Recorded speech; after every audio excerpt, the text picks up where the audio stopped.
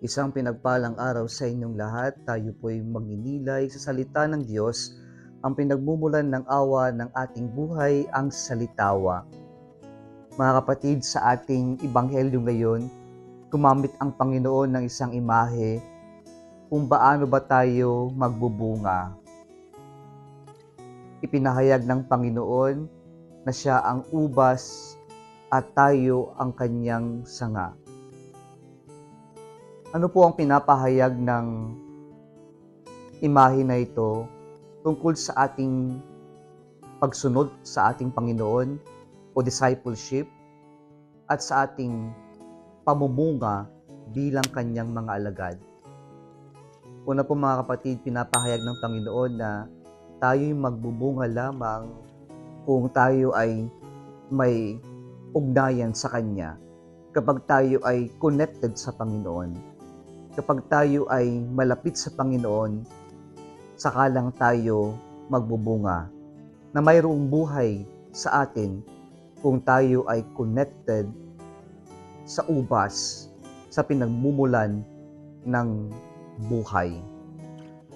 Pangalawa mga kapatid, pinapahayag ng imahe na ito na mayroong pagtatabas o kaya naman pagbabawas na ginagawa ang Diyos para tayo magbunga.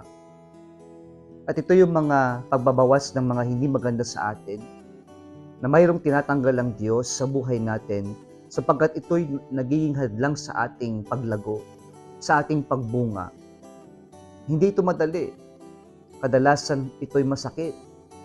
Sapagkat may tinatanggal ang Diyos sa tila inaakala natin makakabuti sa atin, pero inaalis ito ng Panginoon sapagkat alam niya hindi na ito nakakabuti o hindi ito nakakabuti pagkos ito'y nakakasama sa atin. And so when God removes something or someone in our life, it only means is making a space for us to grow. Huwag tayong matakot na dumanas ng mga hirap, ng mga pighati sa buhay natin, ng mga pagbabawas na ginagawa ng Panginoon, sapagkat sa mga karanasan na ito, tayo ay tunay na lumalago o tunay na nagbubunga. Panghuli, pinapahayag ng imahe na ito na tayo ay mamumunga lamang kung tayo ay kakapit sa Diyos. Pinapahayag dito ng Panginoon na sa buhay natin, mamumunga lamang tayo kapag patuloy tayong nakakapit sa Panginoon.